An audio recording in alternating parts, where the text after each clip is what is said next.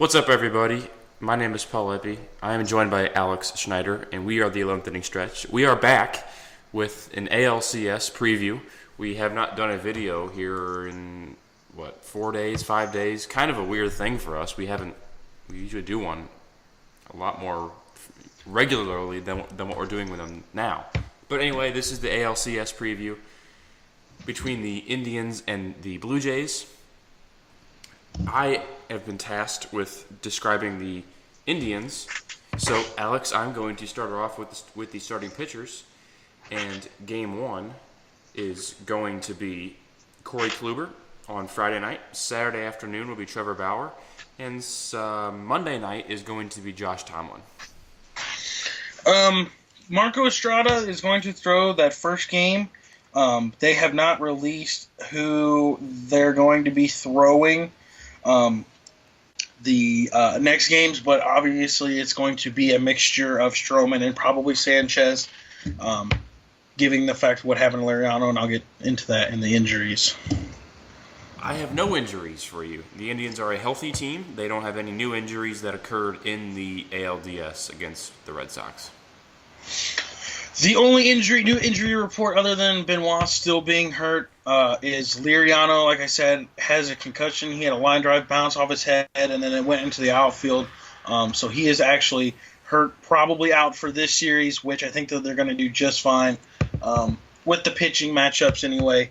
So I don't think that he's going to be too much of a concern for the Toronto Blue Jays. Who's hot for the Cleveland Indians? A couple of people. Jose Ramirez had a very good series against the Red Sox. He was 5 for 10 with an RBI and a couple of runs scored. And then also the bullpen. I mean, that's the most obvious option about who's hot. You know, Andrew Miller I don't know how many innings he threw exactly, but he pitched masterfully in every appearance he showed up in. And then Cody Allen is their star closer, and he got a couple of saves. I'm going the complete opposite of Paul with the pitching. I'm going with hitting, and that's basically the big bats of Toronto, which is Jose Bautista and Edwin Encarnacion, the future free agents of this offseason.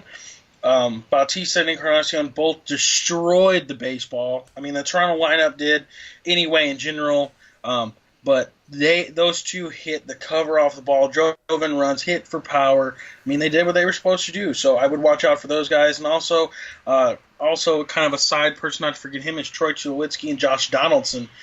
They also hit very well. Better known in this past series, I think, for their defense rather than the offense. But I get watch out for the big four of Toronto. Who's hot? Who's not hot for the Indians? I'm gonna go with two of the old guys. Mike Napoli only went 2 for 12 this series. He was pretty much a non-factor. We didn't hear from him really at all. And then the other one, is Carlos Santana. He didn't do much for him as well. You know, he hit leadoff in game 1 of the series, and he went 0 for 3. And then game 2, he went 1 for 4, and I think game 3 he went 0 for 4. So he was pretty much a non-factor too. If they have any chance of beating the Blue Jays, I think those two are going to have to get going, Alex. Who's not hot for the Toronto Blue Jays? Gonna name a couple guys.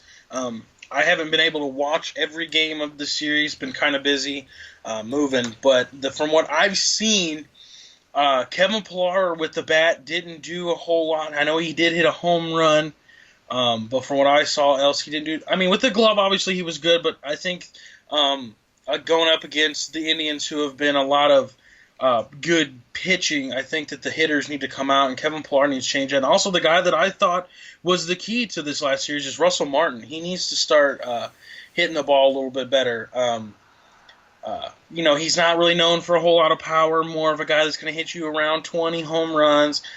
Drive in probably in between 70, 80, 90 runs.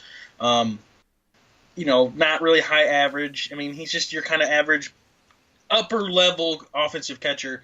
But I think he needs to step it up a little bit, especially in this series, no doubt. Before I wrap it up, Alex, I want to get to a quick programming note. We're going to have the NLCS. We have predictions to do, Paul. I know. I'm getting there.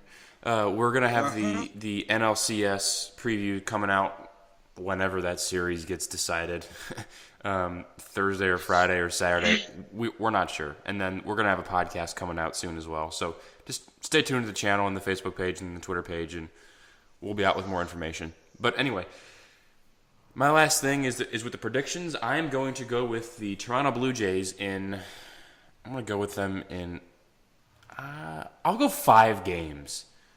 I think they have obviously the better offense. They don't have home field advantage, but and the thing about them is that they're just honestly the hottest team in baseball right now. I think even hotter than the Cubs. They're playing their best baseball at the right time, and it doesn't matter what team they are. I mean, that can happen to any team, and they'd be hard to beat. And that's the same thing with the Blue Jays. They're very good right now. They're playing hot. I'm gonna go Blue Jays in 5, but it wouldn't surprise me if this series goes 6 or 7 games. Either way, Blue Jays. Yeah, I definitely underestimated the Indians going in. But they went into Boston, which is normally a juggernaut in the postseason. That's true. And they swept them. So, and nothing against the Indians. I obviously picked them to win their division, which was a great call by myself, not to brag or nothing. Definitely kind of shot it from the hip. But with that being said, knowing what they did to my Boston Red Sox in this case, I'm gonna go with this series in 7, and I think that Toronto does win it. Like you said, they're the hottest team coming out right now. On the other hand, though, the Indians have a lot going for them. They just pulled off a sweep against Boston, which is a highly favored team. The thing about the Indians is that if you can shut down the Red Sox offense, which they did, they can shut down the Toronto Blue Jays offense. So we'll see. Yeah. Granted, though, Mookie Betts didn't really hit that well in that series. Jackie Bradley Jr. didn't either. Their key contributor, David Ortiz, farewell to him. We'll get into that later. He didn't really hit that well either.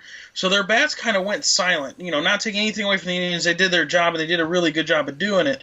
But I don't think that the Toronto is going to be as easy to shut down as Boston was. I still think Toronto pulls us out in 7. It's going to be a great series. I hope I get to watch some of it. I can't say anything more about the Indians. They did a really good job, and they have a lot. Unlike, just like you said, Toronto's real hot going into it. The Indians have a lot of momentum going in too. Just the whole town of Cleveland is going nuts. Cavaliers won it. Now the Indians except for the Browns, they suck. Yeah, well, no one's watching the Browns right now anyway. Cleveland's in the playoffs. The Indians are in the playoffs. They don't really care. Moving on from that, that has been the preview of the Blue Jays and Indians series. For Paul Eppy, my name is Alex Schneider. Thank you guys for tuning in.